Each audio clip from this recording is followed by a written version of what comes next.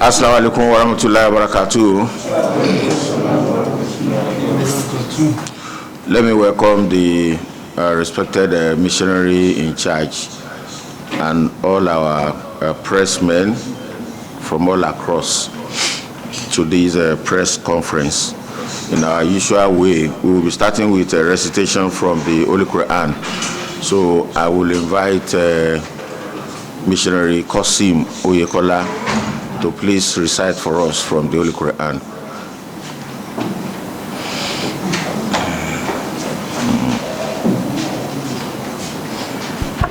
Assalamu alaikum wa rahmatullahi wa barakatuh. Wa alaikum salam wa rahmatullahi wa barakatuh. أعوذ بالله من الشيطان الرجيم. بسم الله الرحمن الرحيم.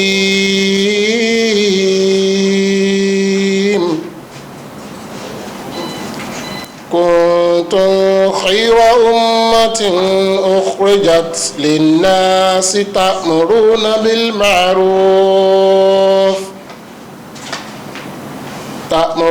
بالمعروف وتنهون عن المنكر وتؤمنون بالله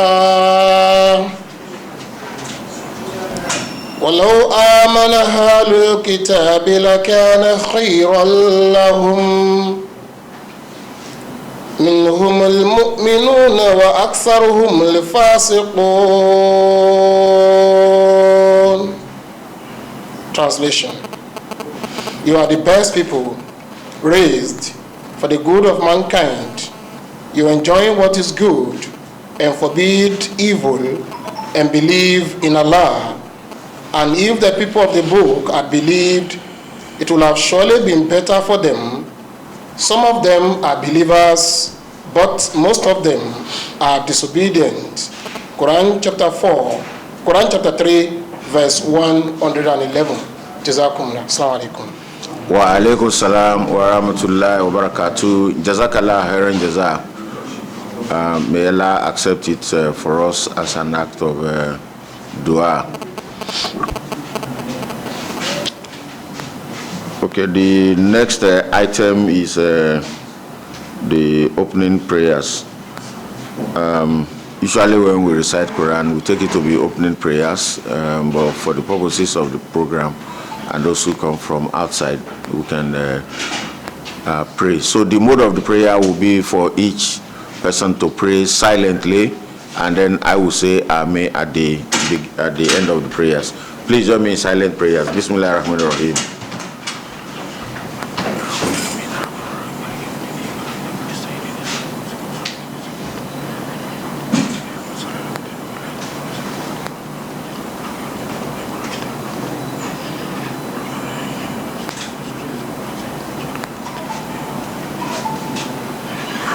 Amen.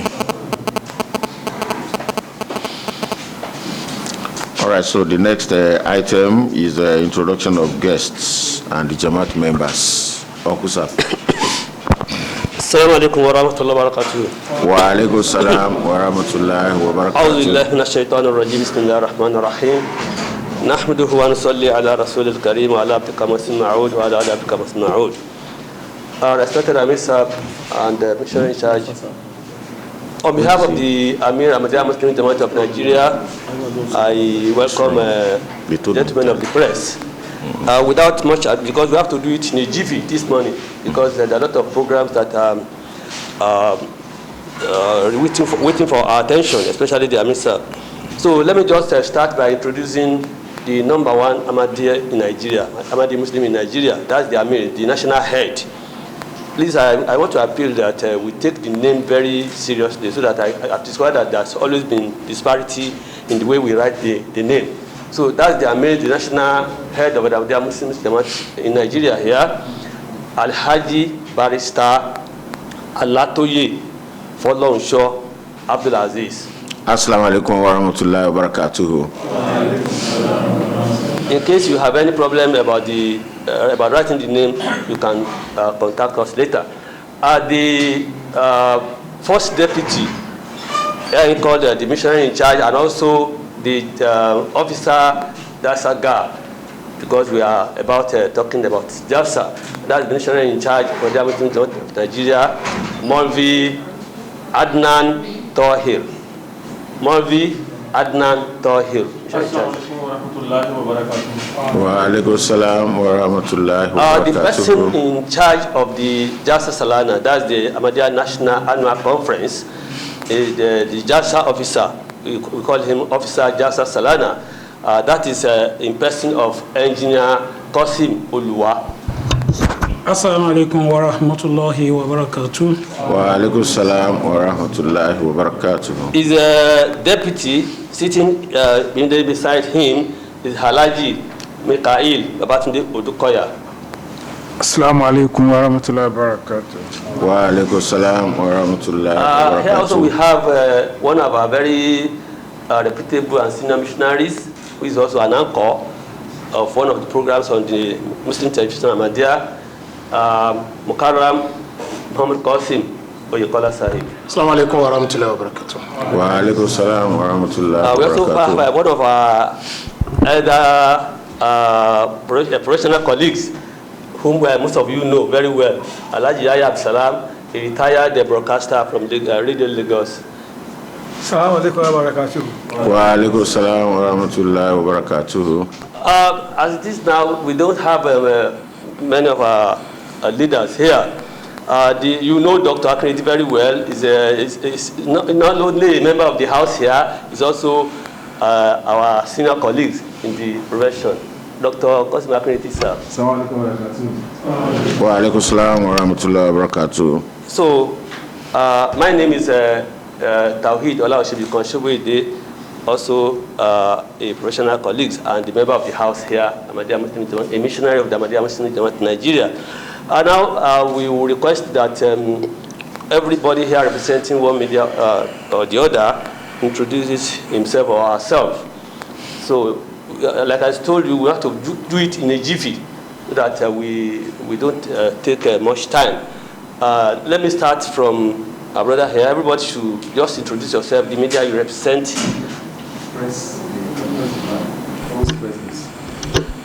Okay, my name is Taiwo Jimo. I write for New Telegraph newspaper.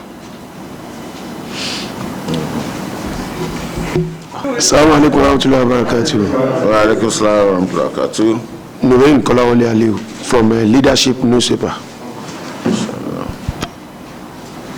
Assalamu alaikum wa rahmatullahi wa barakatuh. Wa alaikum salam. Adiola from Leadership News.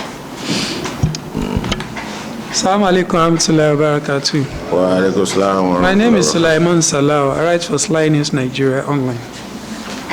Assalamu alaikum. Wa alaikum salam wa rahmatullahi wa barakatuh. My name is Bisiriju Olaoye, champion. Assalamu alaikum wa rahmatullahi wa barakatuh. Assalamu alaikum wa rahmatullahi wa barakatuh. Wa alaikum salam wa rahmatullahi I am wa Shakira barakatuh. Adun, I report for The Guardian. My name is David Adekunle from Voice of Nigeria. My name is Tawhid Abdullahi from Bonders of Nigeria. Assalamu alaikum wa rahmatullahi wa barakatuh. Wa alaikum salam wa rahmatullahi wa barakatuh. My name is Abdulgani Banuso. I am from MTA stroke audiovisual. I am also one of the media committee. Assalamu alaikum wa rahmatullahi wa barakatuh. Lala Mustahin from Benin Republic. Assalamu alaikum wa rahmatullahi wa barakatuh. My name is Godun Abdul Salam. I'm from Benin. Assalamu alaikum wa rahmatullahi wa barakatuh. My name is Yahya Abladon from the Republic of Benin. Assalamu alaikum wa rahmatullahi wa barakatuh. My name is Ton Shafi, Benin Republic, from Benin Republic. Assalamu alaikum wa rahmatullahi wa barakatuh. Wa alaikum salam wa My name barakatuh. is Sharifa Olang Ishitu. I write for Radio Lagos Eko FM. Assalamu alaikum wa rahmatullahi wa barakatuh. Wa alaikum salam wa rahmatullahi wa barakatuh. My name is Salim Musbaudin Akintola, the Trent newspaper. Assalamu alaikum wa rahmatullahi wa barakatuh. Wa alaikum salam wa rahmatullahi wa barakatuh. I write for the Truth newspaper, Nigeria. Odusanya Abdul Basit, the Truth newspaper.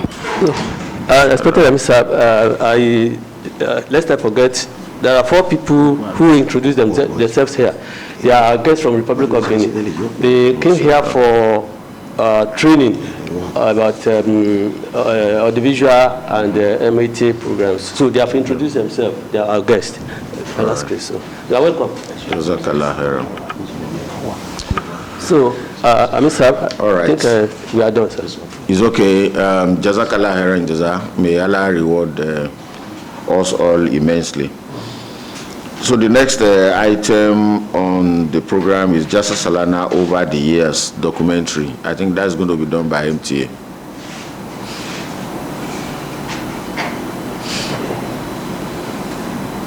नजर नजर में लिए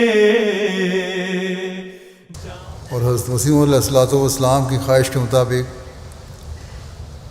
हम एक बार फिर अपने नफ्स की इस्लाह और पाकीज़गी और आपस की मोहब्बत और भाईचारे को बढ़ाने के लिए जमा हुए हैं। यही हज़रत मसीह अलैहिस्सलाम का अल्लाह ताला की मंशा के मुताबिक जलसे के इनेकाद का मकसद था। बस इन 3 दिनों में इस मकसद को सामने रखें। हज़रत मसीह अलैहिस्सलाम ने ये फरमाया है कि इसे कोई मामूली जलसा ना समझो। तो ये मकसद तो तभी पूरा हो सकता है जब हम एक गैर मामूली पाक तब्दीली पैदा करने के लिए इस जलसे में शामिल हों और इसके लिए भरपूर कोशिश करें। बस हज़रत मसीह अलैहिस्सलाम के इरशाद और ख्वाहिश को सामने रखते हुए अपने ये 3 दिन गुजारें और फिर उसे ज़िंदगी का हिस्सा बनाएं। अगर हम ये सोच नहीं रखते और इसके लिए कोशिश नहीं करते तो यहाँ आना हमारा फजूल और बेफायदा है। Welcome to the story of the Jalsa Salana, Nigeria, a 70-year journey of faith, perseverance, and community. Let's explore the history of the Ahmadiyya Muslim community's annual convention in Nigeria.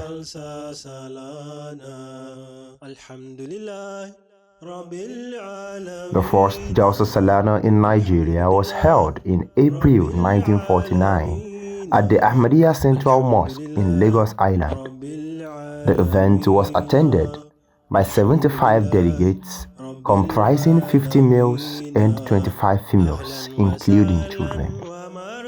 Maulana Nasif Saifi was the first Amir to address the gathering. He was a prolific writer and motivational speaker who became the vice president of the Nigerian Union of Journalists and an Islamic presenter on the National Broadcasting Corporation, NBC. Professor Ismail Balogun was the Jalsa officer coordinating reception, lectures, accommodation, and feeding. By 1966, the young Lajna, ladies, shifted the cooking to the Ahmadiyya Mission House, 45 Idumagbo Avenue, Lagos Island. Alhaja Princess Haditu Idayat Kehinde M. Habibu was in charge. By 1967, under the Imarat of Maulana Al-Haji Nasruddin Ahmad, Jalsa Salana venue was moved from the mosque to a rented hall, the St. George Hall, Broad Street, opposite Methodist Boys High School, Lagos Island. The Nigerian head of state, General Yakubu Gowon, was the first Nigerian leader to send a delegation to the Ahmadiyya annual Islamic gathering. He was represented by the Federal Commissioner for Works, Alhaji Femi Okunu. In subsequent gatherings, government officials at both the federal, state, and local governments and traditional institutions have been attending the Ahmadiyya annual gatherings. Late Malam Aminu Kano, Federal Commissioner of Health, late Chief Bisi Onobanjo, late Governor Alhaji Lateef Jakonde, Governor Olusegun Oshoba, late Emir of Bogu, Alhaji Kitoro, late Emir of Kafanchan, were special guests of honor between 1970s and the 1980s. As the population of delegates increased, the need for a spacious venue became imperative. The first movement of the Jalsa Salana annual Islamic conference occurred in 1969 under the leadership of Amir Maulana Fadlullah Anwari. The conference was moved outside the Lagos Island to the mainland of Lagos. The Muslim Teachers College, Vandul Avenue, Surulere, played the host to the event from 1969 to 1980. The choice of the Muslim Teachers College was instructive. It was quite spacious for the large participants across Nigeria, and the Ahmadiyya pioneering role in the education sector was a great advantage. The first principal of the Teachers College was an Ahmadi Muslim, Dr. R.A. Balti. It was on record that the first Muslim primary school, Fazlumar Primary School, Elegbata, Lagos Island, was established in 1932 by the Ahmadiyya Muslim community, along with secondary schools in Agege, Lagos State, Ibadan, Oyo State, Ogbagiakoko, Ondo State, Ayegunlegbede, Kogi State, Kano, Kano State, Umaisha, and Onda, Nasarawa State. By 1981, the unprecedented number of delegates to the Jalsa Salana has increased by manifolds. The Muslim Teachers College, Surulere, has become grossly inadequate for the current needs. The then Amir, Maulana Ajmal Shahid, alias No Problem, longest expatriate Amir, relocated the conference venue to the permanent site and headquarters of the Ahmadiyya Muslim Jamaat of Nigeria at Ojokoro, Kilometer 27, Lagos Abeokuta Expressway. Ojokoro remained the venue of the Islamic Conference till 1990. The Centenary Celebration Conference of the Ahmadiyya Muslim community globally was held with the presence of the third Khalifa, Hadrat Mirza Nasir Ahmad. May Allah be pleased with him. Late Mashhood Kashimawo Abiola, Alhaji Lihad Tela, and Femi Abbas visited him, with the Concord newspaper's senior journalist, Hadrat Tahir Ahmad, visited the then head of state, General Ibrahim Bangida, at the State House, Rodan Barracks. After the centenary Jalsa Salana in Ojokoro, a new Amir, late Maulana Abdul Rashid Agbola, appointed by the fourth Khalifa, moved the Islamic conference to Ilaro, the present site along Ilaro Owode Road. The leadership of Engineer Hussein Sumonu, late Alhaji Mahmoud Meishanu, Professor Mashhood Fashola, and Barrister Alatoye Folorunso Azeez presided over Jalsa Salana from 1990 till date. For 2 years, the annual Islamic conference was taken to Abuja for the 2008 and 2009. It was held at Hadiqatu Ahmed, Kilometer 27, Abuja Kefi Expressway. Other Khalifatul Masih V, Hadrat Mirza Masroor Ahmad, may Allah be his helper, was at the 2008 Abuja gathering. Former Nigerian President Chief Olusegun Obasanjo was at the Ahmadiyya Muslim Jamaat of Nigeria's centenary annual Jalsa Salana in 2016. He appreciated the contributions of the Ahmadiyya Muslim community in Nigeria and globally in his keynote address. Other dignitaries who have attended the conference are the Vice President, Professor Yemi Osinbajo, Governor Segun Oshoba, Governor Rauf Aregbesola, and Governor Dapo Abiodun. Islamic scholars too had the opportunity to participate in the Ahmadiyya Islamic gatherings over the years. Ahead of this year's gathering, the Amir, Barrister Alatoye, embarked on courtesy visits to prominent Islamic scholars and traditional rulers across the country, inviting them to come and share in the grace of Allah. Visited Sheikh Muhyiddin Ajani Bello, Sheikh Zakaria in Ibadan, and the Angel of Anka Kingdom in Abuja, His Royal Highness Dr. Abubakar Yakubu. At this year's 70th Jalsa Salana, we have the cause to thank Almighty Allah for His grace and look forward to welcoming you all. Join us as we celebrate the 70 years of Jalsa Salana in Nigeria, a testament to the enduring spirit of the Ahmadiyya Muslim community in Nigeria. Assalamu alaikum wa barakatuh. I just want to, I want to believe that we have seen a lot, so that by the time Amir Sahib presents his address, we may not need to ask questions. In fact, if anybody has any questions, you can send it to us.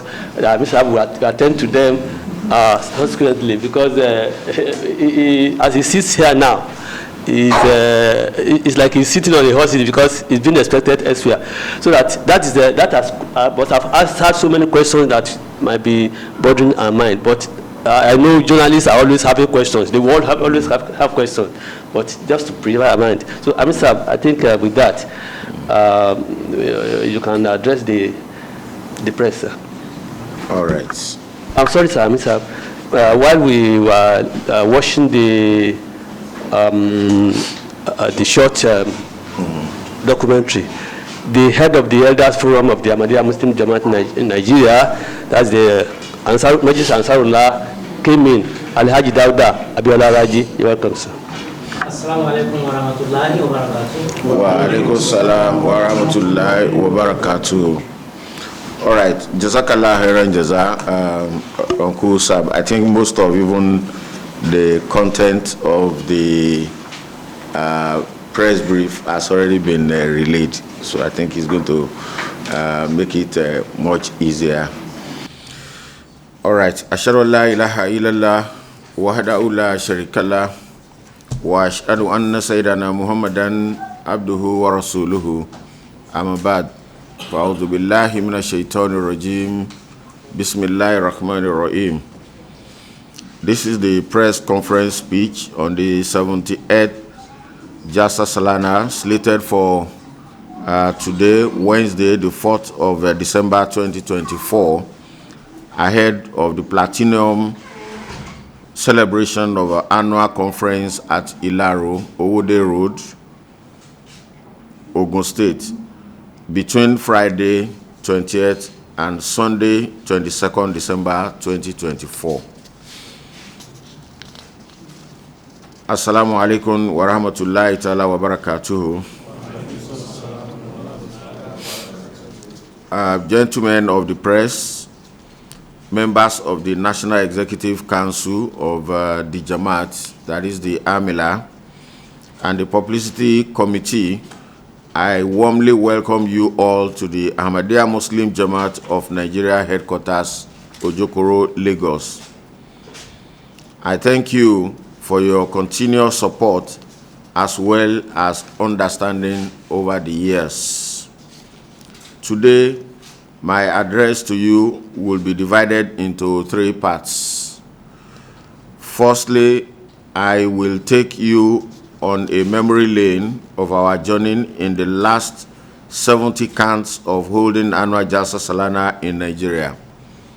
Secondly, I will discuss the futures of this year's Islamic gathering, and lastly, discuss on the state of the nation.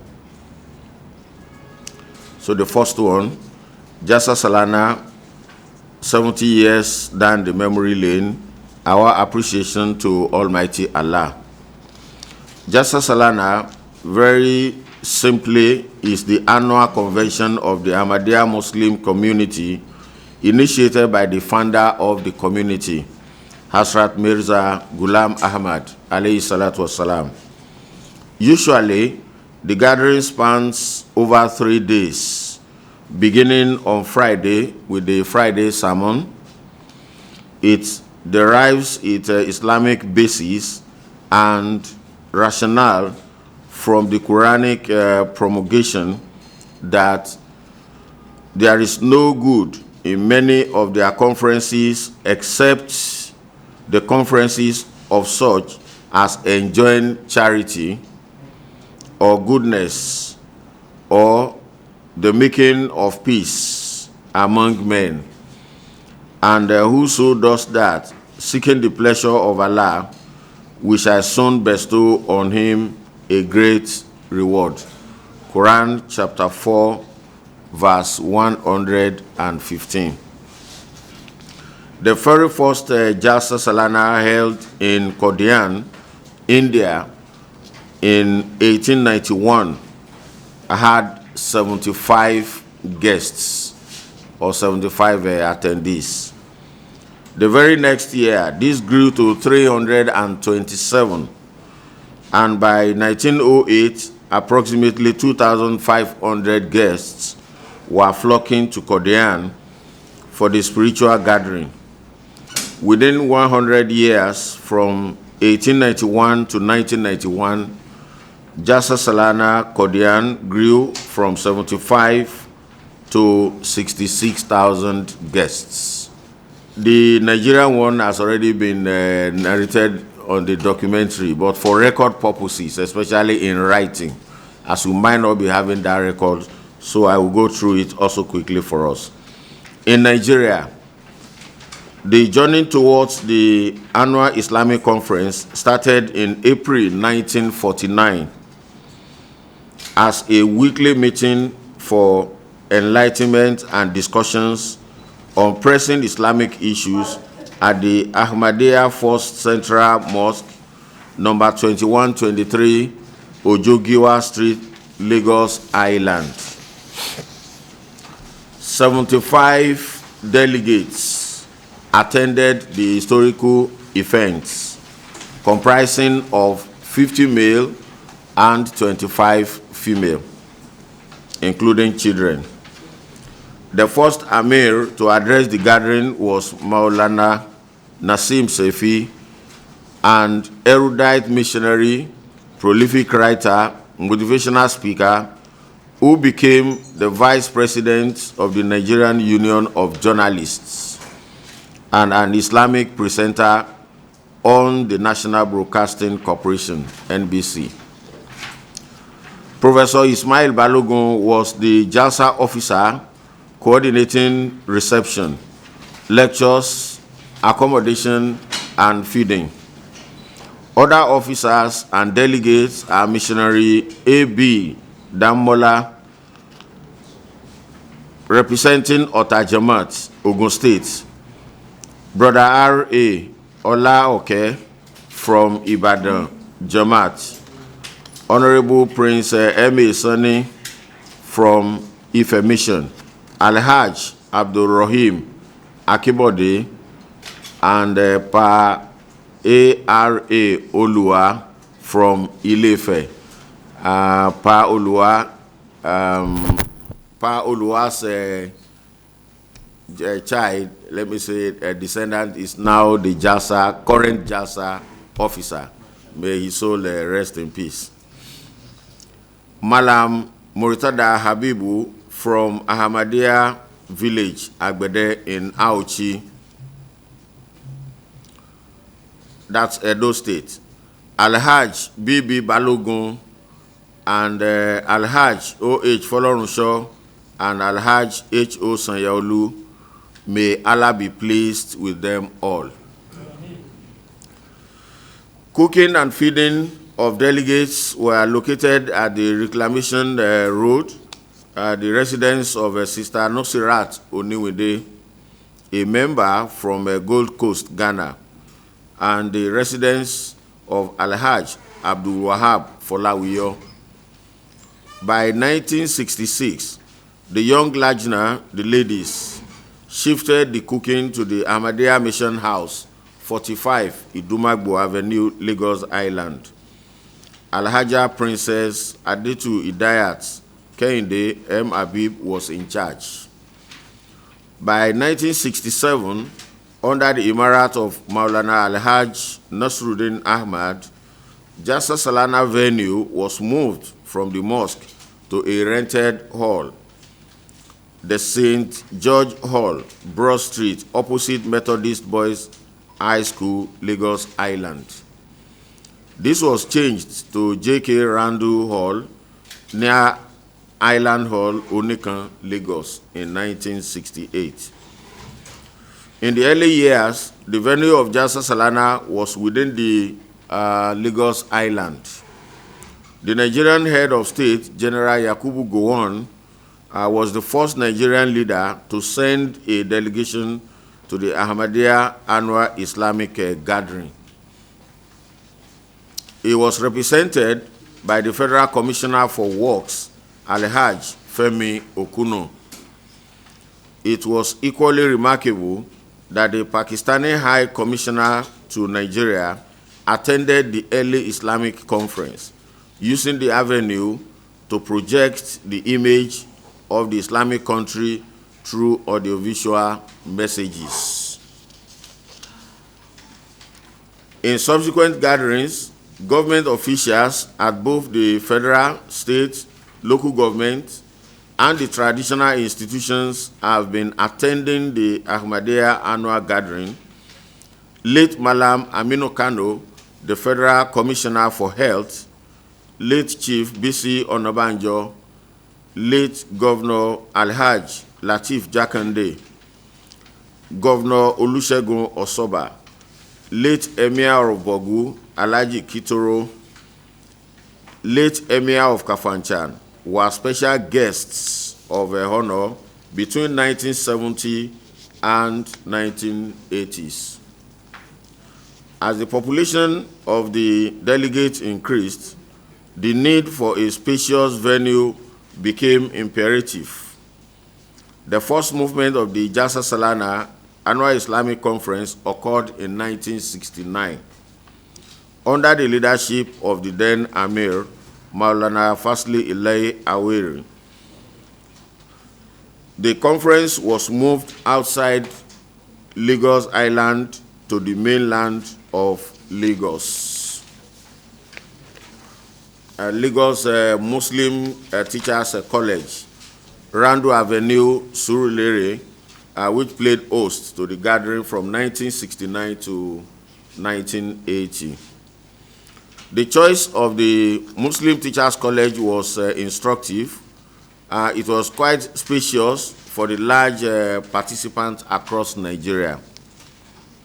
And the Ahmadiyya pioneering role in the education sector was a great advantage. So the first principal of the Teachers College was an Ahmadi Muslim, Dr. R.A. Balti. It was on record that the first Muslim primary school, Faslu Umar Primary School, Elegbata, Lagos Island, in 1932, was established by the Ahmadiyya Muslim community along the secondary schools in Agege, Lagos State, Ibadan, Oyo State, Ogbagi, Akoko, Ondo State, Ayegunlegbede, Kogi State, Kano State, Umaisha, Onda in Nasarawa State, all for the services of humanity. By 1981, the unprecedented number of delegates to the Jalsa Salana has increased by manifold. The Muslim Teachers College, Surulere, has become grossly inadequate for the current needs. The then Amir, Maulana Ajmal Shahid, alias No Problem, longest expatriate Amir, relocated the conference venue to the headquarters of Ahmadiyya Muslim Jamaat of Nigeria at Ojokoro, kilometer 27, Lagos, Abeokuta Expressway. Ojokoro remained the venue of the Islamic conference till 1990.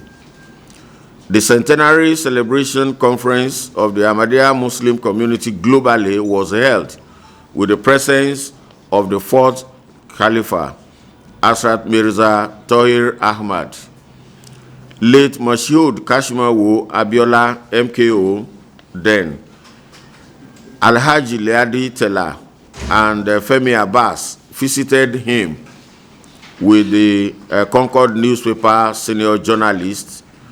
Asrat Mirza Tohir Ahmad visited the head of state, General Ibrahim Badamasi Babangida, at the State House, Dodan Barrack. After the centenary Jalsa Salana in Ojokoro, a new Amir, late Maulana Abdul Rashid Agbola, was appointed by the fourth Khalifa, moved the Islamic conference to Ilaro, the present site along Ilaro Owode Road, Ogun State. The leadership of Engineer Hussein Sumanu, late Alhaj Muhammad Mahamud Maishano, Professor Mashhood Adenrele Fashola, and my humble self presided over Jalsa Salana from 1990 to date. For 2 years, the annual Islamic conference was taken to Abuja, that is 2008 and 2009. It was held at Adiko Ahmad, kilometer 27, Abuja Kefi Expressway. Asrat Mirza Khalifatul Masir V, Ayadaullah Atala bin Nasir Azeez, Asrat Mirza Masrur Ahmad, may Allah be his helper, was at the 2008 annual gathering in Abuja. Our former President Chief Olusegun Obasanjo was at the Ahmadiyya Jamaat Centenary Annual Conference in 2016. He appreciated the contributions of the Ahmadiyya Muslim community in Nigeria and globally in his keynote address. Other dignitaries who have attended the conference are the Vice President, Professor Yemi Osinbajo, Governor Olusegun Osoba, Governor Rauf Aregbesola, Governor Dapo Abiodun, and also I must mention Professor Isaac Oloyede. Islamic scholars too had the opportunity to participate in the Ahmadiyya Islamic gathering over the years. Ahead of this year's gathering, the Amir embarked on courtesy visit to prominent Islamic scholars and traditional rulers across the country, inviting them to come and share in the grace of Allah. Few of specific mention is the visit to Sheikh Muhyiddin Ajani Bello, Sheikh Abbas Zakaria in Ibadan, and the AJ of Ankpa Kingdom in Abuja, His Royal Highness Dr. Abubakar Ahmad Sadiq Yakubu. Features of the 78th Jalsa Salana. The theme of the 78th Jalsa Salana is, and we have sent thee, that is the Holy Prophet Muhammad sallallahu alaihi wasallam, not but as a mercy for all people. Wama arsalnaka ila rahmatan lil alamin. This is a Quranic declaration which is very instructive, as the Holy Prophet Muhammad sallallahu alaihi wasallam is a humanity noble specimen and perfect model in beauty and beneficence and in leadership for personal and national reformation and development. In all the various facets of his life and character, he stands unrivaled and an excellent exemplar for men to emulate and follow. In this light, for both the leadership and followership strata in this country, it will be rewarding for us to assess and explore the blessed life of the Holy Prophet Muhammad sallallahu alaihi wasallam, who personified mercy in all aspects of life, and about whom God declared in the Holy Quran that there has indeed come to you a messenger from among yourselves. Grievous to him is that you fall into trouble. He is ardently desirous for your welfare, and to the believers, he is particularly compassionate and merciful.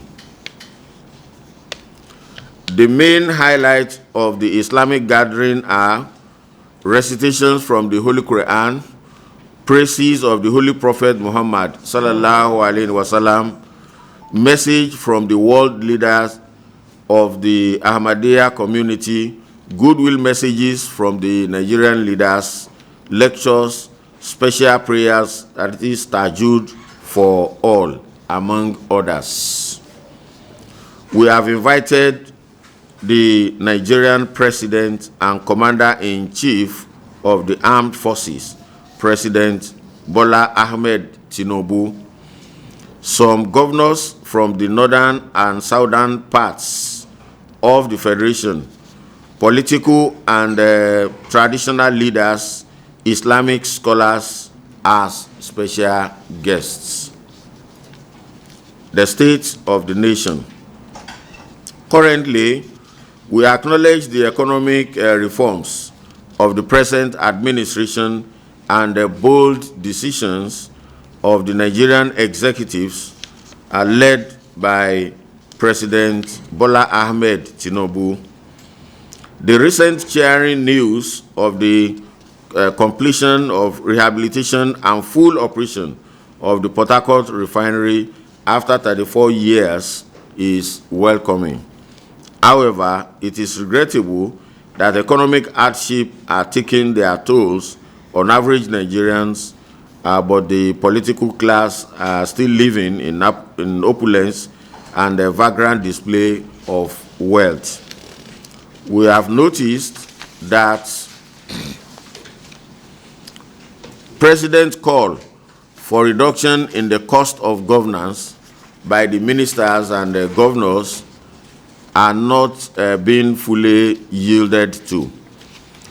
The citizens are daily harassed, by long convoys or official vehicles on the highways, contrary to instructions.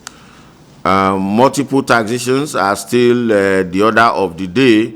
We are very aware, or very much aware, of the Presidential Committee on the Fiscal Policy and Tax Reforms. The public power supply or electricity is inadequate despite the increase in tariff and forced migration to Band A. In reality, the nation is bleeding. May Almighty Allah be our helper.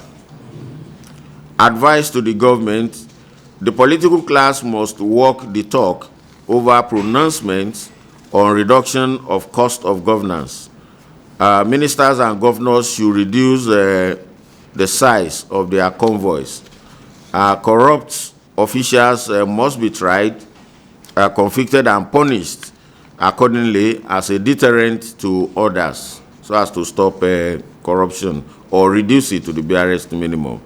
State governors who are yet to implement the payment of the minimum wage should expedite actions on the payment, while we also call on the civil servant to be very productive.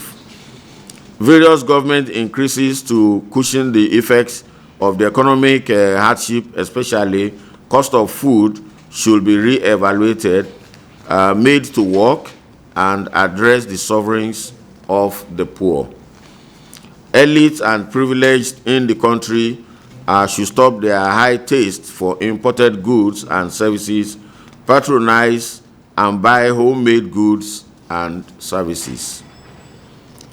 At this year's 78th Jalsa Salana, we have cause to thank Allah for His grace and look forward to welcoming you all to the event. May Allah the Almighty bless you all. Amen. Our logo is a love for all and hatred for none. Assalamu alaikum wa rahmatullahi ta'ala wa barakatuhu.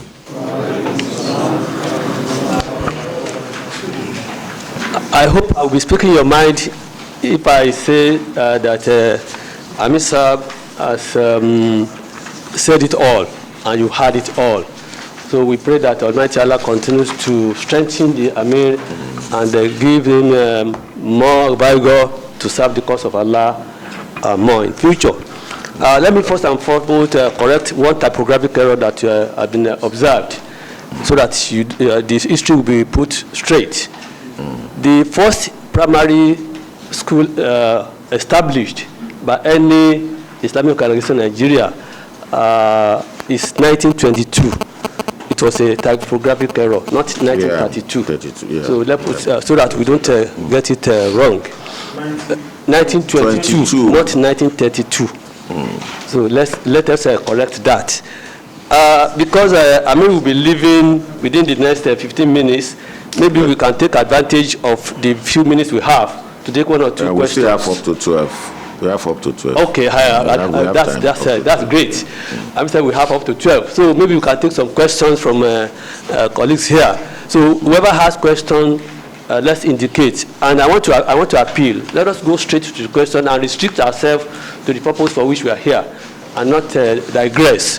So that if we digress, we may not be able to get much. Whatever we want to get, after, apart from the ones that Amir Sahib has addressed, I invite you humbly to come to the Jalsa. Whatever the government has for the government, the details will be released there by Allah's grace, and you'll be happy you did.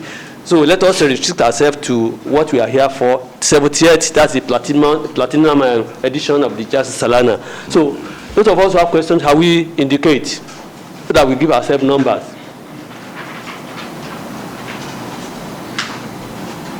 Yes, my sister here, let me give her the number 1. My namesake with my running mate. So I give you number 2. Yes. Number 3, Alhaja number 4. Who else is indicating? So we have 4. So Alhaja, let's have your question, please. Assalamu alaikum. My My question would be 1 in English and the remaining 2 in Yoruba. Sir, you said that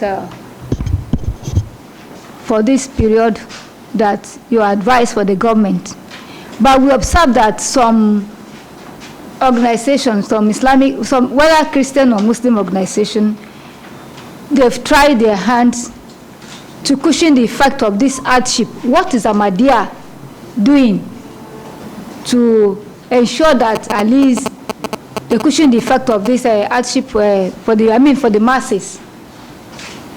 Because I could remember very well, I was so young then, and that is what endeared me to Ahmadiyya. There is a program Radio Lagos and Ogun OGBC then.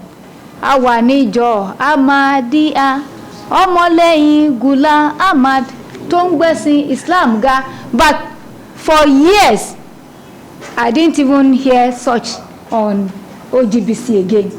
So what brings about that? That is what really endeared me to Ahmadiyya. So that's 2 questions. The last one ni wípé mo fẹ́ kẹ́ bá mi sọ ní èdè Yorùbá. Àmọ̀ràn yín fún àwọn ìjọba yìí, àárọ̀ ìtẹ̀mí ń bọ̀ yìí, wọ́n fi convoy, wọ́n fi harass wa lójú ọ̀nà tó jẹ́ wípé Lagos Ibadan expressway la pé the road is being demarcated because of the purpose of renovation. Okay, ojú ọ̀nà yẹn wọ́n pín sí méjì, wọ́n ní wọ́n ń ṣe àtúnṣe àwọn ibì kan tó bàjẹ́.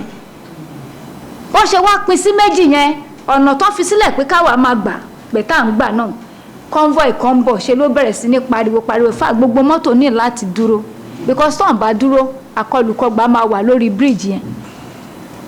Kí ni ìjọ yín ṣe láti rí pé àwọn tí wọ́n wà níjọba yìí àparò kan ò ga jù kan lọ?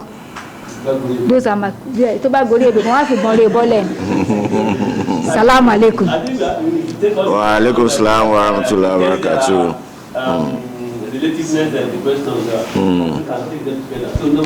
Assalamu alaikum wa rahmatullahi wa barakatuh.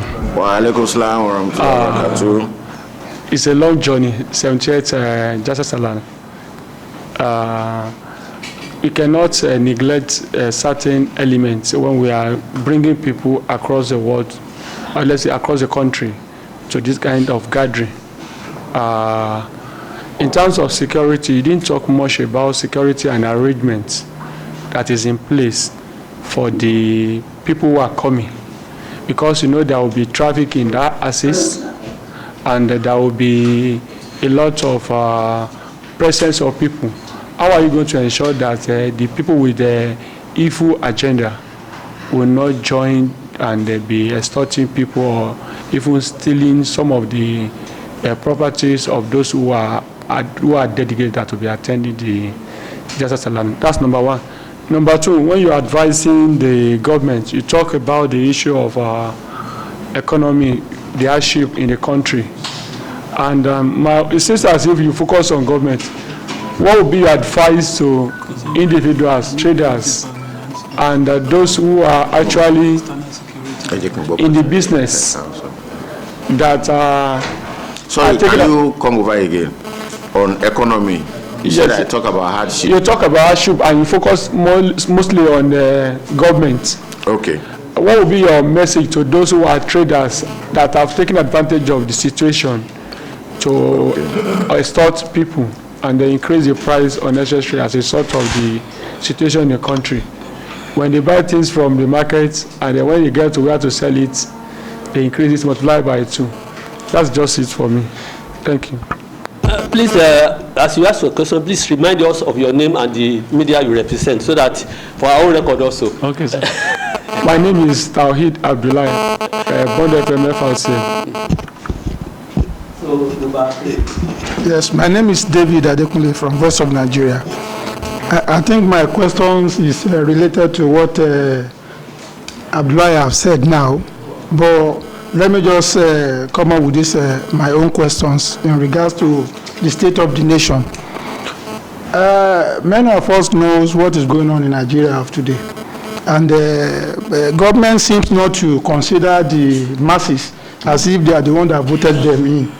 So I don't know, because in some forums like this, I've seen where Muslim and Christians have been trying to advise them, but they seem not to consider the advice as if they are the only persons that God created to just take everything in the world, not only in Nigeria. But my question now is, how can the religious leader, I'm not talking about only Muslim leaders, I'm talking about the generality, even the traditional, yes. So I don't know where you think the three of the religious people can meet and discuss extensively on this, because see, when you are seeing what is going on in the country, you see as if is this not Nigeria that when I was growing that they will give you the condensed milk, give you other things, but here now you will see people begging every night. We have not eaten since morning, sir. Please, can I get 200 naira from you? So it's very ridiculous, and that is my question. You did not indicate at first. Maybe we will give you the chance. Let my sister ask how to first. Assalamu alaikum, sir. Wa alaikum salam wa barakatuh. I must commend Ahmadiyya Archive due to the documentary shown to us today. I know the organization is very good when it comes to keeping... Okay, sorry. My name is Shakira Adola from Guardian newspaper. So I must commend Ahmadiyya for their archive. I'm really amazed with all the documentaries that you were able to show us. So I want to know how you've been able to keep all those documents for over because moreover, you know, as Muslims are not, they don't keep record like that, because we have so many amazing works of scholars that we cannot even lay our hands on it. So I want you to share how you've been able to keep this archive and your advice to fellow Muslim organizations in doing it. Then my second question is on corruption. You said the government should pay the minimum wage. But if you look at what is going on now, even the minimum wage is not enough to cater for people. So how do we expect people not to go into corruption with this state of the economy now? Thank you, sir. If you allow, we promise you that only 4 questions, only 4 people indicated. No, let them ask the questions. Is the time that will determine the extent of the answer. Okay. Thank you very much, sir. My name is Abdulatif Oredbinle from 5GFM Repower. I want to commend Ahmadiyya mission in Nigeria. We've seen a lot they've done. On record, as you've said, they pioneered the first primary school in Nigeria, Muslim primary school. I want to know, because we've been hearing that Ahmadiyya is coming up with a university. I want to know exactly when the university will be, will be operating. And at the same time, my sister just mentioned corruption. I want you to tell us the role of religious organization towards, reducing, if not eradicating, corruption in Nigeria. Thank you very much, sir. So I think I can take those questions. We still have time. So anybody who has further questions, it will not even be necessary, but let's take this from this.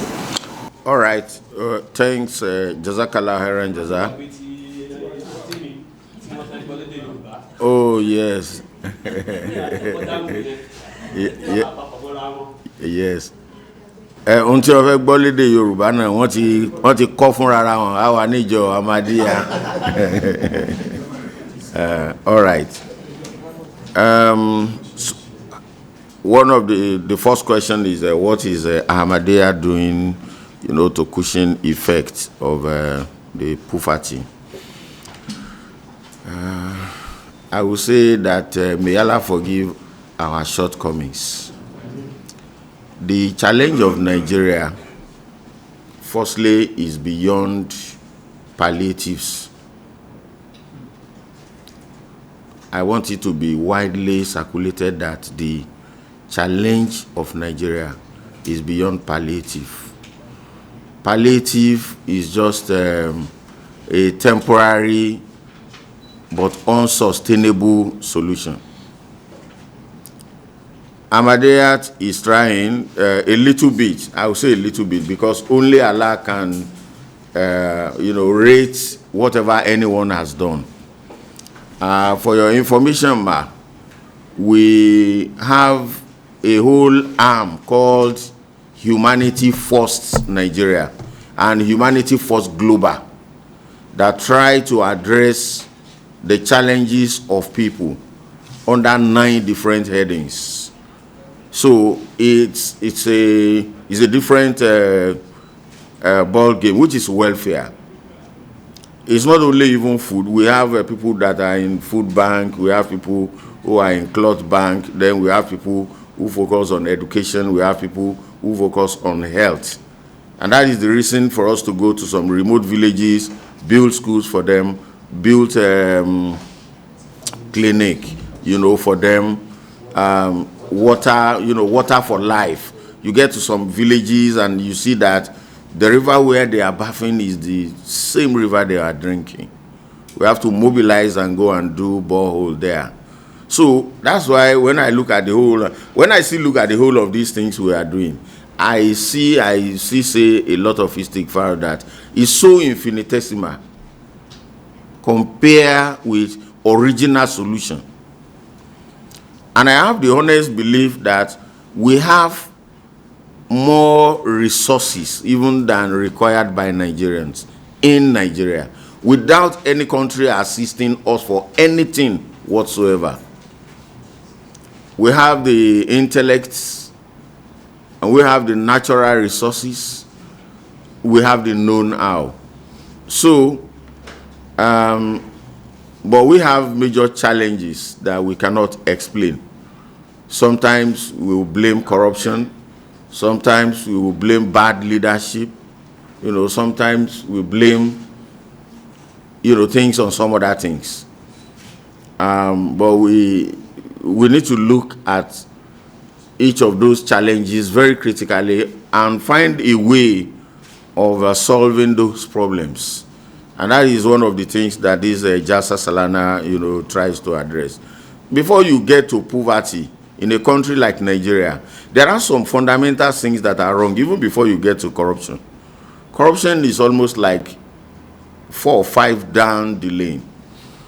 The first of the major challenge, I think I have said it before, is that before anyone will be corrupt, he must be an ungodly person. He might be religious. There is a difference, a little bit of difference between religious activities and being godly. Being godly means you have to be humane and you will not be a thief. If we look at the attitude of the Holy Prophet Muhammad sallallahu alaihi wasallam, we see him, the first thing is godliness in him.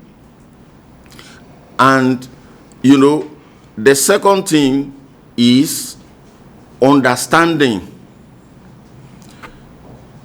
Ignorance is one of the major problems that we have. It's not that we are not educated, but when we talk about ignorance about what God wants and what he doesn't want, that the correct knowledge is to know what God wants and what God do not want. That is the correct knowledge. Please count it. The first one is ungodliness. The second one is lack of understanding, because the whole Holy Quran that Allah revealed to the Holy Prophet Muhammad sallallahu alaihi wasallam, it says there that he has revealed the Holy Quran to the Holy Prophet Muhammad sallallahu alaihi wasallam for him to understand. Inna anzalnahu Qur'anan Arabiyyan la'allakum ta'qilun. Rule understanding very well. The following verse, it says that before now you are among those who do not know.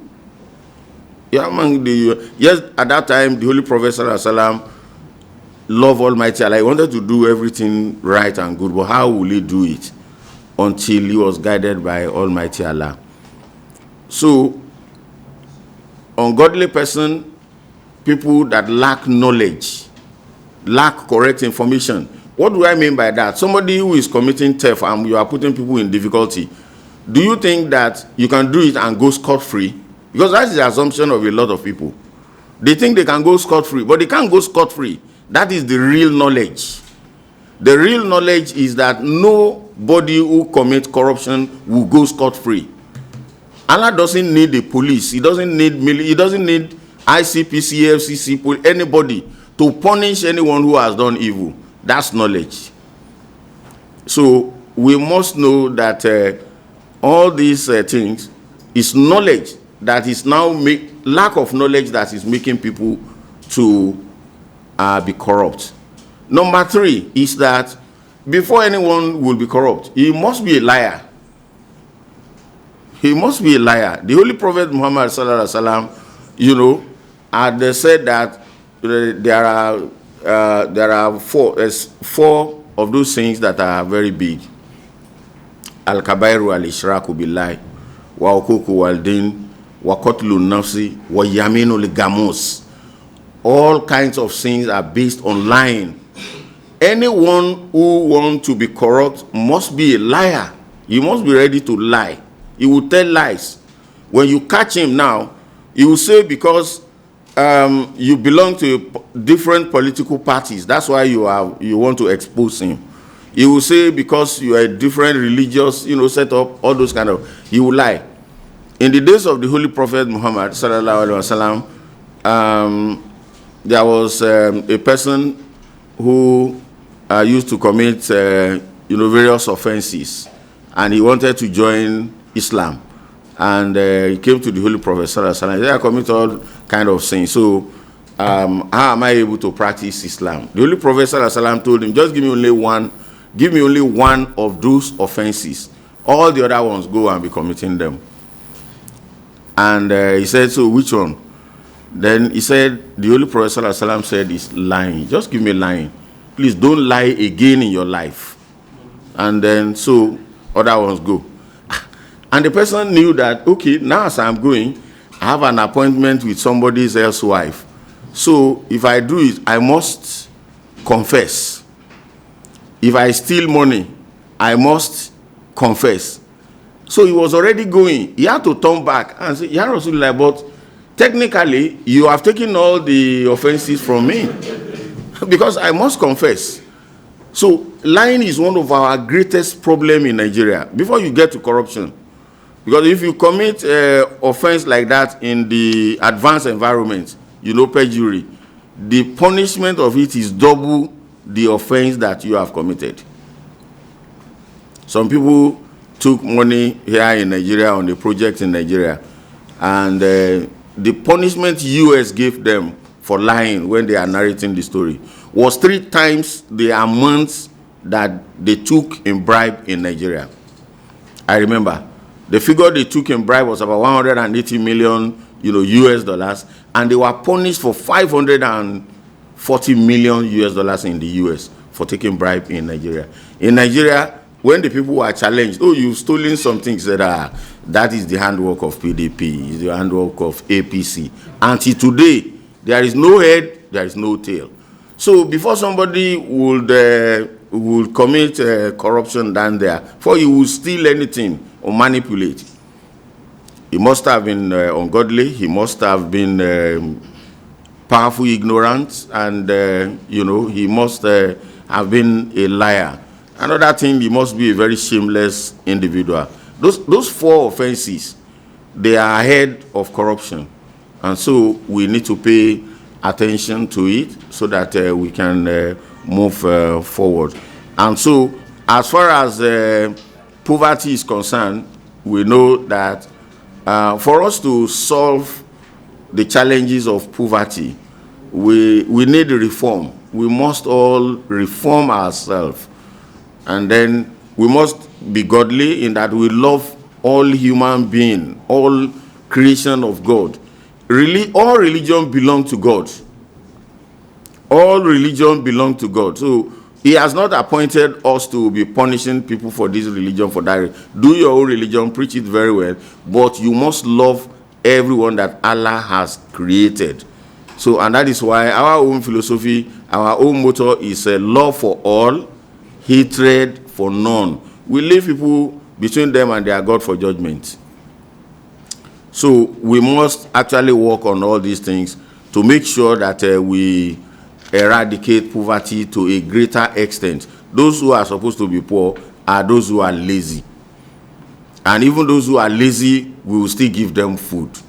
They will still survive. It's just that they may not be able to live an affluent life because they are not hardworking. So the issue of poverty is a major issue, and I pray that Almighty Allah continue to guide us aright. About the OGBC not hearing our Nijo Ahmadiyya again, incidentally, the anchor of that program is Alhaji M.A. Salmon. So please give her the station, because I know we have Yoruba program, almost every other day. Okay, I think that addresses that. On the issue of the convoy harassing people, again, I also believe is, with utmost respect, to our leaders, is lack of knowledge that also make them to behave the way they behave. Because the people they are harassing, they could have been in the position of the people they are harassing. And the people they are harassing could have been in their position. Is that what they want for themselves? Of course not. And so, Islam is a religion that teaches us humility. And that is another thing we learn from the Holy Prophet Muhammad sallallahu alaihi wasallam. If Allah has blessed somebody, with utmost respect in this country, we are so ignorant. We are so ignorant in the sense that we have no respect for other people created by Allah. There is a whole lot of arrogance. We will say we want to go and see somebody. For me, with utmost respect, if not for religious purposes, we will be so tolerant to say, let's wait and then see at any time. Ordinarily, I would have said everybody should keep on to themselves. because the level of arrogance in Nigeria is too much and is beyond imagination. Is beyond imagination. So those who are in convoy, I don't know what they are thinking in their head.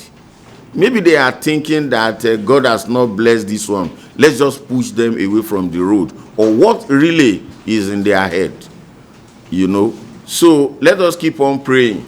But one of the things I will plead is that for all these people, let us pray for them. Don't let us curse them. Let us pray for them. Our Khalifa, Asra Khalifa to the Masiri the fifth, Ayadullah Ta'ala bin Nasir Azeez. When he came to Nigeria, you know, in 2004 and in 2008 he was there. And we requested him for how Nigeria will get on track, because we've been off track for quite some time. And Uzur said you should be doing only two things. Number one, preach to your leaders, tell them the right thing to do. And that should be a right thing without bias and without any selfish coloration. Preach to them. The second thing is pray for them. Because when we curse somebody, and that curse has an effect, he's going to be misbehaving. And when he misbehaves, who is going to be the beneficiary of the misbehavior? It's the masses. And that is exactly what is happening. So we shouldn't curse anyone. Let us pray for them. So if we pray for them, for Allah to guide them aright and open their mind, their hearts, and so that they can see, you know, the right way to behave. So I think that's the thing we should do for them. Let us pray for them so that Allah touches their hearts and then changes the heart so that they can behave in the right way. Because I do have the honest belief that a larger percentage of leaders in Nigeria, they are so ignorant, with utmost respect. It's not ignorant of not reading English or maths, because they don't look forward to the day of judgment. And that is the ignorance. Because the Holy Prophet Muhammad, sallallahu alaihi wasallam, you know, he has admonished us, we should be living as if we are going to die tomorrow. So because you know there is judgment, then you will definitely, you know, want to do what is good. So that is that on the issue of convoy, but we will continue to talk about it, that we should have respect. Those who are maltreating people on the road, we will just plead that they should have respect for humanity. Everybody should be respected. It's one of the hallmark of Islam.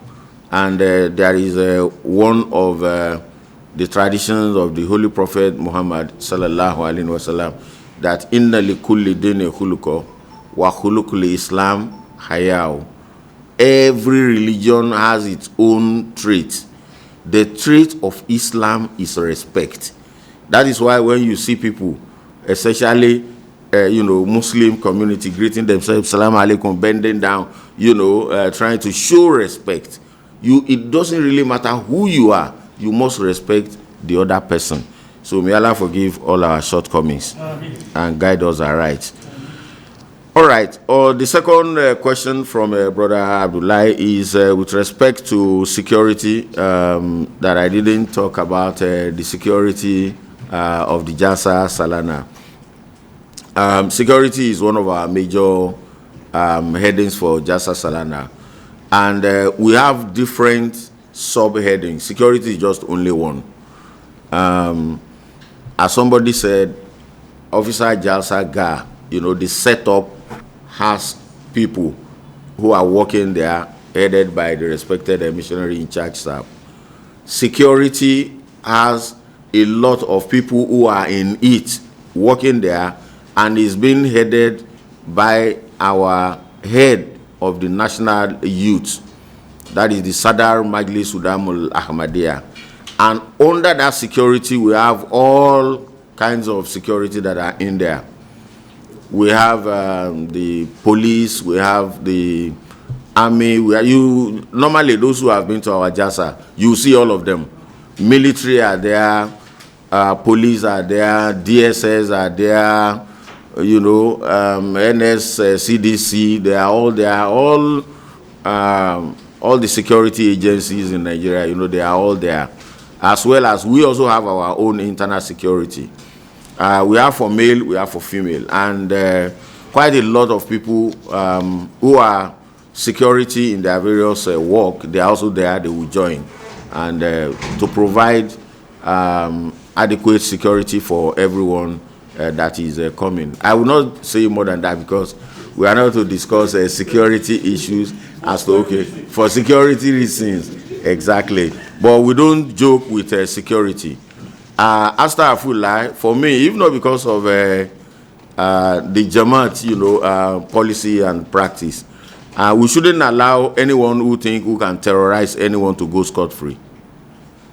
We shouldn't allow it, because Almighty Allah says in the Holy Quran, "Walaula dafu'ula an-nasa ba'dahum bi ba'din lafasadat al-ard." That's why we are always ready. If anybody comes, he has to be picked and he has to be dealt with, even if it's 2, 3, 4, because we have more people than you might imagine. We shouldn't allow. I don't believe so. People should just go to certain areas and say you are attacking them and you are going away. You shouldn't allow them to go. Otherwise, if they go, they will go and commit the same havoc in another place we allow them to go. There must be peace, everywhere, and people must be able to operate peacefully. So the second question is on the economic hardship, advice to traders, taking advantage of the situation and multiplying prices, by 2. So just to advise the traders, apart from the government, we know that there is a surah, on the issue of doubling the price of a product, Suratul Mutaffifin, Wailun lil Mutaffifin. Almighty Allah had said that woe unto those who increase the price beyond the normal price that we are taking. So all Muslims should never be involved in such. And we should also preach to the non-Muslims that, look, it's God that is going to hold people accountable. It's God that is going to hold people accountable. And if you are wicked to other people, then that would not be a good thing for you who are even, wicked. So the issue of doubling price is not a good idea. Some people will buy a lot of things, they will hoard them, so that when people are suffering for them, then they will release it, and then they double the price. That is what a lot of people learn in business. They will also try to remove competition. They will deal with the competition. We know of one drink, company in Nigeria, or is a global firm. They will buy the product of the other one. The other one thought they were making sales. They are not making any sales. Broke all their bottles, and at the end of the day, they stopped buying. Meanwhile, the product is no longer in the market. People are already moved to their own product. All these games are un-Islamic. They are totally un-Islamic. And whatever we do, Almighty Allah sees us. So again, may Almighty Allah forgive our shortcomings and guide our traders, aright, so that they can behave very well. So question 3 by Mr. David is the state of the nation. So many of us know what is going on in Nigeria, but seems not to, those people in government seems not to listen to advice. My brother, this is the only question I would have even ordinarily wanted to answer, because he said that many of us know what is going on in Nigeria. And I was wondering that, how do you know what is going on in Nigeria? Because the only person I know, he knows what is going on in Nigeria is one. That's Allah. Nobody knows what is going on in Nigeria. And even there are some, is it jokes or whatever on social media? They said, do you understand Nigeria? And someone said, yeah, I think I understand it. They said, if they explain Nigeria to you, and you said you understand it, it means you don't what? You don't understand anything at all. The thing is that, let's be very practical here. You know, with utmost respect to our former president, General Buhari, I like him so much. You know, General Buhari was a military head of state, right? And he also came back as a civilian president. After he was sworn in and he saw the state of government, what did he say? I think he said that, he said he is for nobody. But after that, when he saw the state of the nation, he made a statement that if he had known that that is the situation of Nigeria, he probably wouldn't have done what? Contested. He said it. It was then that he started realizing the challenges of Nigeria. The challenges of Nigeria, I'm not too sure anyone can say exactly that this is what the challenge is. But they are multifaceted challenges. The only person that knows it very well and also know the solution is Allah. We can talk about so many challenges, leadership problem, correct. Corruption, correct. Anything, cheating, correct. But good things as well. Very intelligent people, correct. Anything you talk about, correct. So, we know all this. So, but what is the solution to Nigerian challenges? So, the only person that can assist us with the solution is Allah. And we must really seek him. We must ask him how we can get out of our challenges. If you talk about ingratitude, for example, is one of our major problems in Nigeria. Ingratitude. We are not grateful to Allah. He has created everything for us, but we are not grateful even to Almighty Allah. We complain. It's all about complaint, you know. And Lain Zakaritum is when you are grateful that Allah will be increasing your blessings. Even the one he has given you, if you are not grateful, it will not reach your mouth. You will just be looking at it.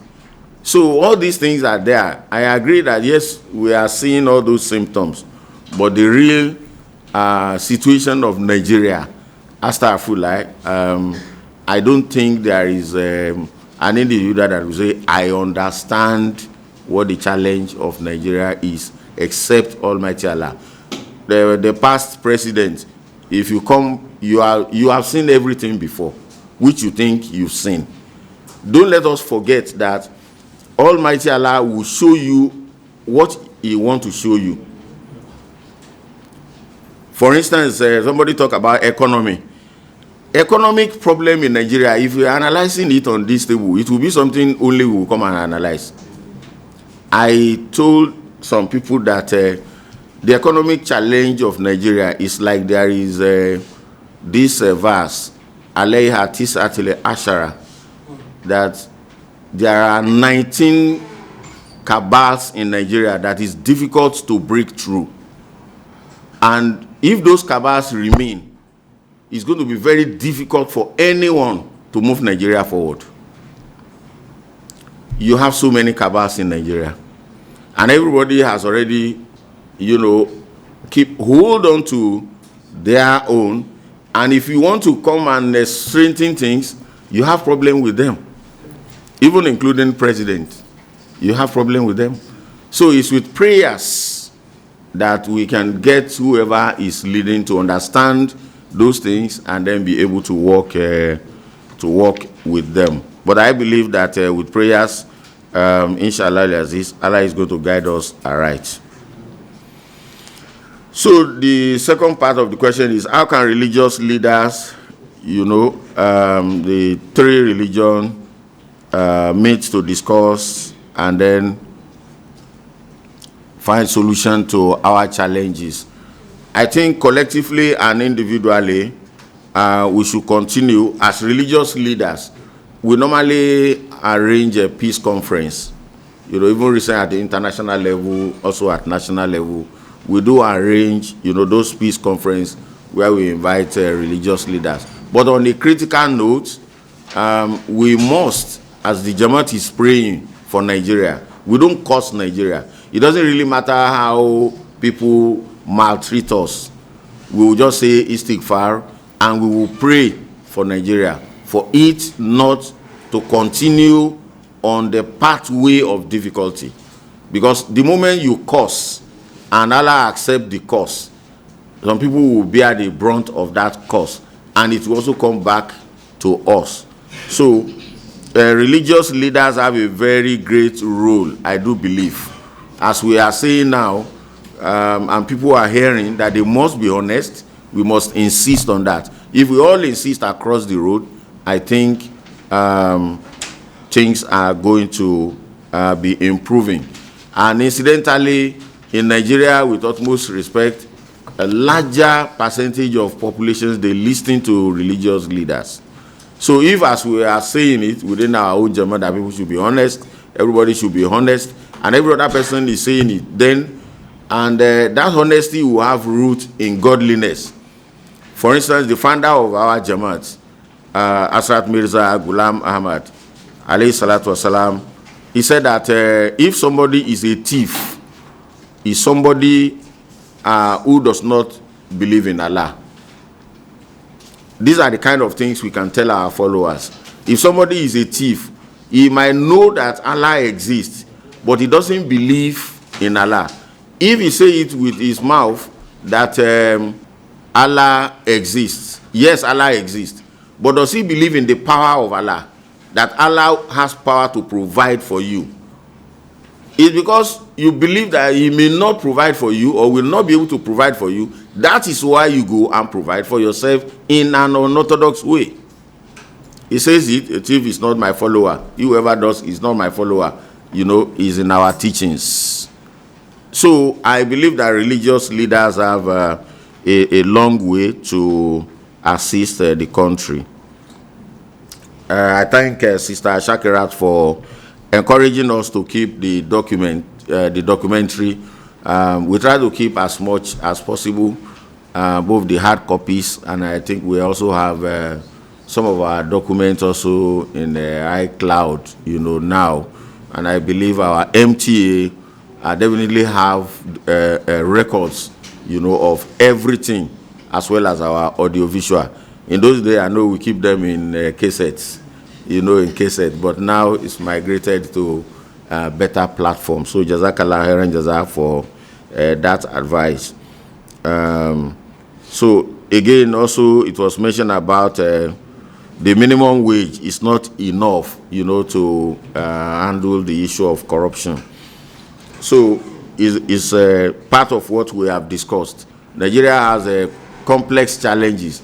It's not about increasing the volume. Yes, let's increase it a little bit for now to really cope with the current situation. It's okay. But as I said earlier on, increased amount does not also solve our problem. It's just a temporary one. So if there is a good environment for production, that is when the price of things can come down. When we have products, in abundance.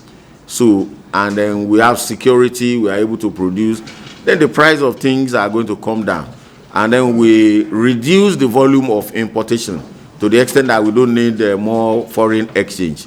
Then I think things are going to come to normal. But as for corruption, it is totally roundly condemned. It's a cancer that is really killing the economy. And then we should have a very stiff penalty for it. I think recently there was a posting where, finance minister in China, he collected some bribes online. And what did China do? He sentenced the person to death. We don't have death sentence here unless you kill somebody, after some time, But then we must have a very stiff penalty, even if not death penalty. This issue of plea bargaining, where somebody will steal about 6 billion and you ask him to pay 250 million naira. I believe there must have been some other discussions beyond the 250 million he's paying into the purse.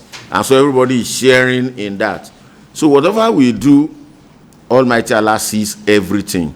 And so we should avoid it. It is also stealing by collecting from somebody who stole.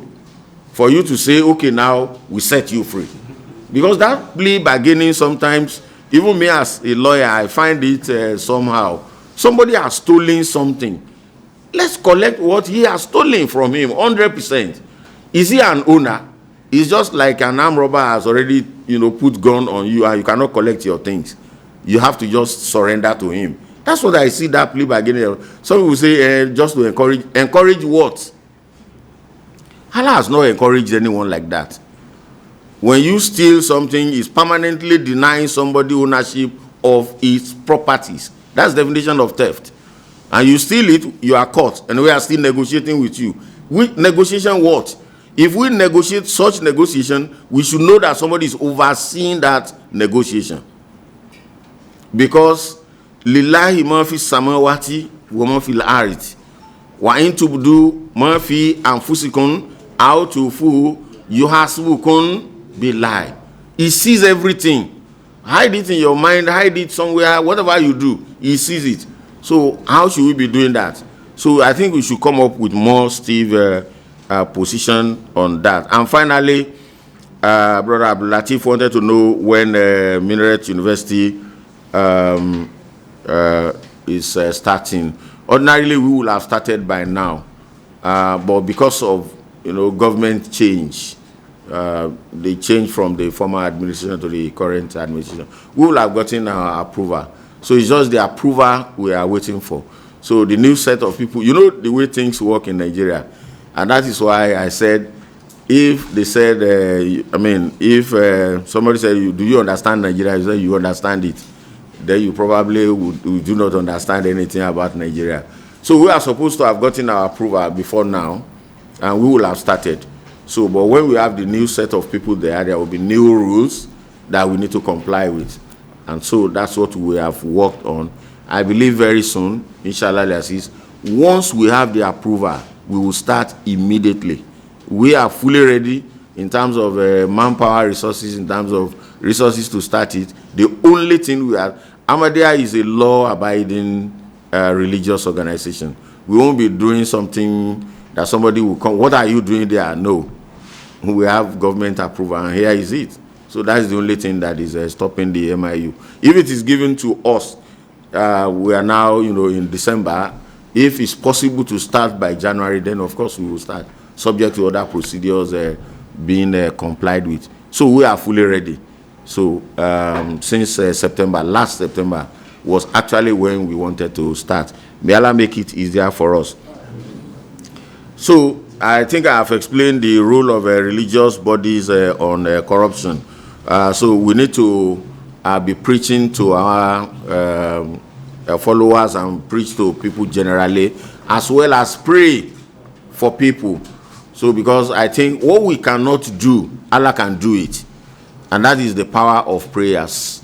So may Allah forgive our shortcomings and enable us to be a true follower of the Holy Prophet Muhammad sallallahu alaihi wasallam. Assalamu alaikum wa rahmatullahi ta'ala wa barakatuh.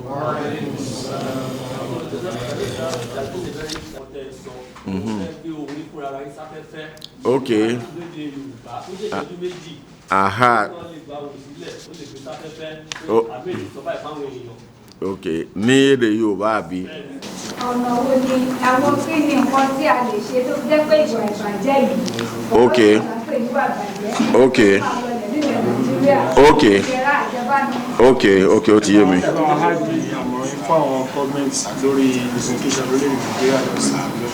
Àwọn kí ni ẹ? Àmọ̀ràn yín fún ìjọba Nàìjíríà. Okay, okay. Okay, just quickly. No.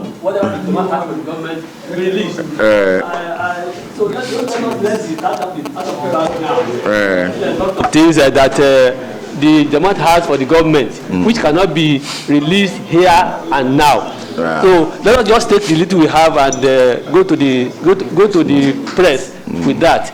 Let us address our sister. I still humbly invite everybody to come to the Jalsa. You'll be glad you did. Allah's grace. All right. Assalamu alaikum wa rahmatullahi wa barakatuh. Adúpẹ́ ní ọ̀dọ̀ Ọlọ́run Ọba fún àǹfààní tó fún wa kí a lè bára wa sọ̀rọ̀ síwájú kí àkójọpọ̀ wa ti àádọ́rin kí ó tó bẹ̀rẹ̀. Lára àwọn ìpèníjà tí a ní orílẹ̀-èdè Nàìjíríà òun náà ni ọ̀rọ̀ àjẹbánu. Ohun tí a sì gbọ́dọ̀ mọ̀ nípa ọ̀rọ̀ àjẹbánu ni wípé kí èèyàn ó tó lè jẹ̀bi ẹ̀sùn ọ̀rọ̀ yìí, àkọ́kọ́ nínú ẹ̀ ni pé onítọ̀hún yẹn ó gbọ́dọ̀ jẹ́ aláìmọ̀ Ọlọ́run. Ẹni tó bá mọ̀ Ọlọ́run kò ní jalè. Ẹni tó bá ń ja olè kò mọ̀ Ọlọ́run. Ó sì yẹ kí a ṣe àlàyé ẹ̀ fún wa. Ìmọ̀ Ọlọ́run ó pín sọ́nà mẹ́rin. Àkọ́kọ́ ní ká kọ́kọ́ gbà pé Ọlọ́run bẹ. Onítọ̀hún yẹn lè mọ̀ pé Ọlọ́run bẹ. Ẹlẹ́ẹ̀kejì ní ká gbà wípé aláàánú lọ́lọ́run. Ọlọ́run ó ṣàánú wa. Ẹlẹ́ẹ̀kẹta òun náà ni pé ká gbà wípé alágbára lọ́lọ́run. Yóò lo agbára rẹ̀ fún wa tí ó sì fi fún wa ní tá à ń bá ń fẹ́. Ìyẹn là ń pè ní tawakul, ìgbẹ́kẹ̀lé Ọlọ́run. A wà pé a sì mọ̀ pé tá à ń bá ń pè yóò dá wa lóhùn. Fa'arifuni qabla an ta'buduni wa lam ya'rifuni fa kayfa ta'buduni. Ká súnmọ́ ká sì mọ̀ pé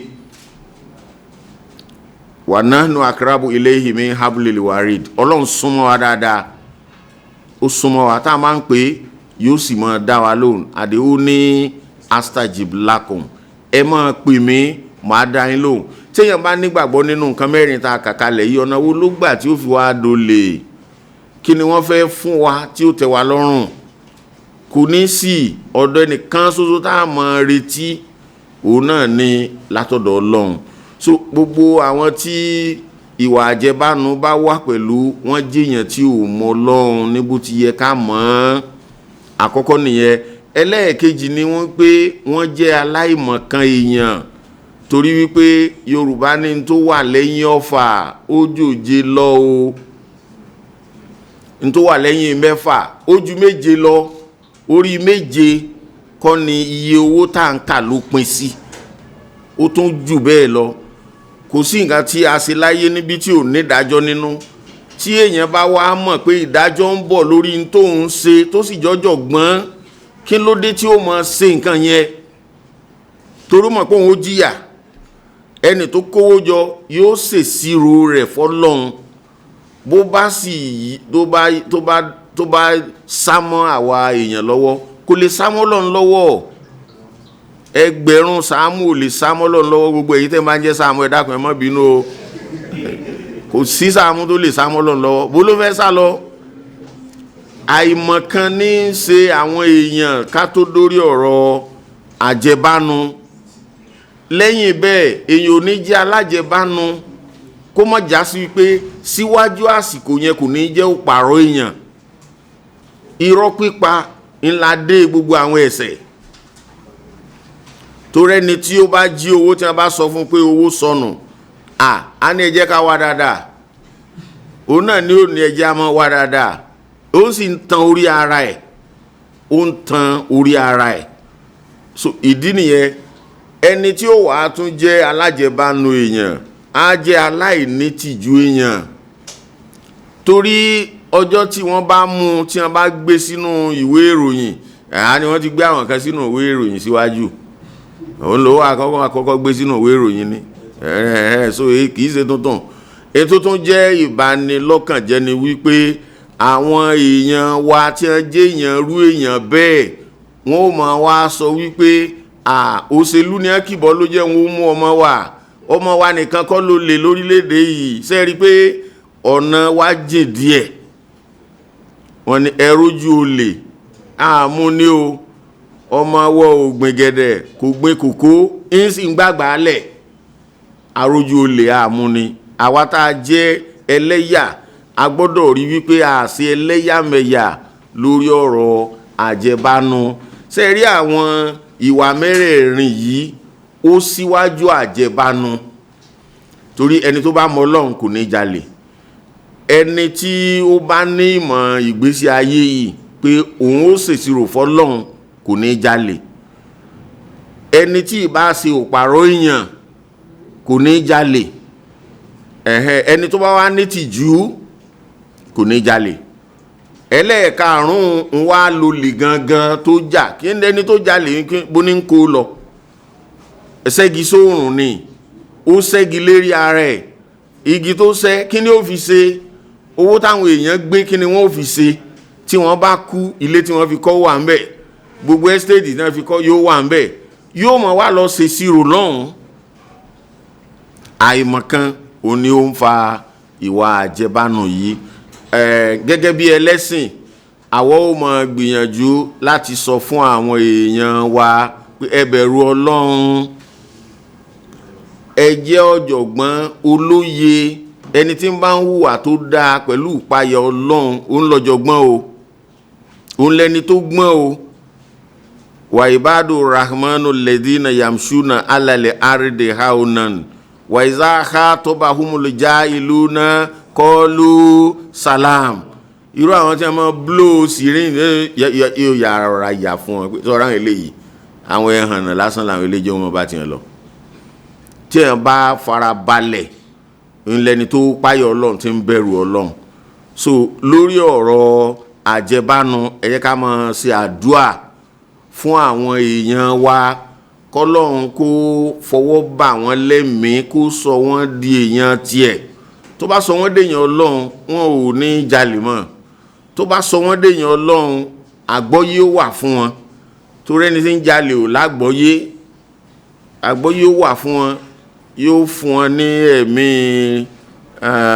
ìfẹ́ ọmọlàkejì á sì fún wọn ní mọ́tara wọn nìkan wọ́n mọ̀ mú tọmọlàkejì mọ́ tí wọ́n bá mọ́ Ọlọ́run ní mọ̀ síbẹ̀ irọ́ pípa ó kú ònú ọ̀rọ̀ wọn àwọn ló sì mọ̀ bẹ lọ́run pé kọ́lọ́run mọ̀ sí àwọn ló pààrọ̀ lẹ́yìn bẹ́ẹ̀ wọ́n ó jẹ́ onítìjú èèyàn wọ́n nítìjú pé ẹ mọ̀ pé láyé ìjọ́un ìṣe tá a ṣe pọ́n orúkọ lé ó ṣe pàtàkì gan pé mọ́ balẹ̀ wa ló kọjẹ́ tí àwọn èèyàn bá rí pé ẹnìkan gbé mọ́tò tó ju owó oṣù rẹ̀ lọ àwọn àgbàlagbà tí ó pé wọn ò níye wọn ni lágbájá dáwọn jẹ́ kí n rí ọ wọn ò ní sọ lójú gbogbo èèyàn mọ́tò tó wá gbé wá yìí ṣé wọ́n bùn ọ ni àbí bó ló ṣe jẹ́ ọkàn rẹ̀ ó ti rókì pé wọn ò bùn mí mọ́tò emoji ni o àwọn àgbò wa sọ wọn pé àgbádọ́wọ́ ẹ o wọn ni àgbádọ́wọ́ ẹ wisdom ni wọ́n ń pè lágbà ọgbọ́n òye ọgbọ́n kí là ń pè lọ́gbọ́n nínú Islam ẹni tó mọ n tó tọ́ tó sì mọ tí ò tọ́ tó yàgò fún tí ò tọ́ tí ń ṣe n tó tọ́ ńlẹni tó ní òye nínú Islam ìyẹn làwọn bàbá wa àwọn ìyá wa máa sọ fún wa mọ́ lọ jalè ọmọ gbé wá bí o wọ́n sọ fún ọ pé ebi ò pa o èsì síbi tá à ń lọ tá à ń rin ṣẹ̀dé o mọ́ lọ ja olè ọmọ wa máa gbé mọ́tò bọ̀ alẹ́ tí a ní o kò sí ọ̀nà rẹ̀ so n tó yẹ kí àwa tá a jẹ́ olórí ẹlẹ́sìn àtẹlẹ́sìn kódà ọmọ lẹ́yìn ẹlẹ́sìn n tó yẹ ká máa sọ fáwọn tí ó ṣẹ̀sìn lélẹ́yìí tá a bá fẹ́ kó orílẹ̀-èdè Nàìjíríà ó dáa ìgbẹ́kẹ̀lé wa nínú Ọlọ́run la gbọ́dọ̀ máa lò ọmọ yatawakkal ala Allahi fahuwa hasbu ẹni tó bá gbẹ́kẹ̀lé Ọlọ́run ó pèsè fún inna Allaha baligu amri qad ja'ala Allahu likulli shay'in qadra kò sí ní táwọn fẹ́ tọ́lọ́run ò fún wa kí lóyún ní sẹ́wọ̀n ẹ wo atẹ́gùn táwọn mí símú yìí tó bá rẹ̀yàn tá a bá dé hospital ńlá á tó mọ̀ pé tọ́lọ́run fún wa ní òòjọ́ á lè sanwó ẹ̀ èyí tó fún wa tá a lè sanwó rẹ̀ ńkọ́ á sanwó ẹ̀ èyí pé là ń san tí ẹ bá débẹ̀ ní sinimá ní ẹ fún ní oxygen mílíọ̀nù ni wọ́n mọ̀ béèrè ó sì fún wa lọ́fẹ̀ẹ́ bí ọlọ́run ṣe ń jẹ́ ara mọ́nù nìyẹn so ẹ̀kọ́ la lè kọ́ àwọn èèyàn wa tó fi jẹ́ wípé ọ̀rọ̀ àjẹbánu yóò di nǹkan àfitẹ́yìn tígun alárè fi sọ kọ́lọ́run ọba kó mọ́sá ìsànú ẹnì kọ̀ọ̀kan wa o so àwa tá a jẹ́ olórí ẹlẹ́sìn àtàwa tá a jẹ́ lẹ́sìn lápapọ̀ àti àwa tá a jẹ́ níròyìn náà ẹ jẹ́ ká máa ṣàdúà fún gbogbo ara wa lórílẹ̀‐èdè Nàìjíríà pé kọ́lọ́run kó kó wa kúrò nínú àjàgà tá a wà torá jàgà ni ẹnìkan ò sì lè kó wa ẹ má jẹ́ á máa bú ààrẹ ká má máa bú gómìnà ká má máa bú alága ó jagbára wọn lọ a sọ wípé ààrẹ ń gbìyànjú o ṣùgbọ́n ẹdìẹ ńlá agùn ìyẹ́ ò ní jẹ́ ká rí ìyẹ́ ò ní jẹ́ ká rí àmọ́ tá a bá bẹ lọ́hùn yóò mú àtìyẹ́ àti gbogbo ohun tí ó jẹ́ lágùn wàhálà kúrò yóò mú kúrò yóò sọ̀lù tí a náà dẹ̀rọ̀ bó ṣe sọ dẹ̀rọ̀ fún àwọn bùnmíì a sì mọ̀ wá fi dúpẹ́ lọ́dọ̀ ọlọ́run ọlọ́run kó dáhùn kó jẹ́ ká lè mọ̀ dúpẹ́ lọ́dọ̀ o ìwọ̀nba eléyìí tí a sọ lónìí ọlọ́run kó mọ̀ ṣe lásọmọ fún wa o àwa tá a gbọ́ náà kọ́lọ́run kó mọ̀ ṣe ní àgbọ́mọ fún wa o assalamu alaikum wa rahmatullahi ta'ala wa barakatuhu. We have shared all the stations on which the Jamaat programs are being aired. We have shared it among all the pressmen here. All right, it's okay. Now have it. So let us closing prayers. All right, please join me in silent prayers. Bismillahir Rahmanir Rahim.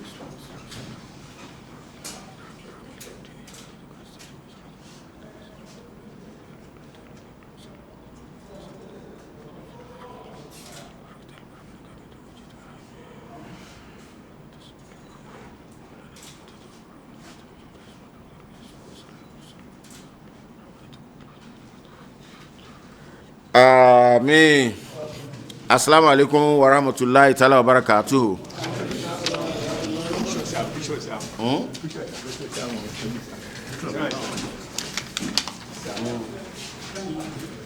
Time to law.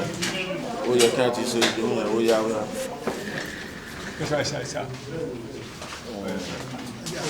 yeah.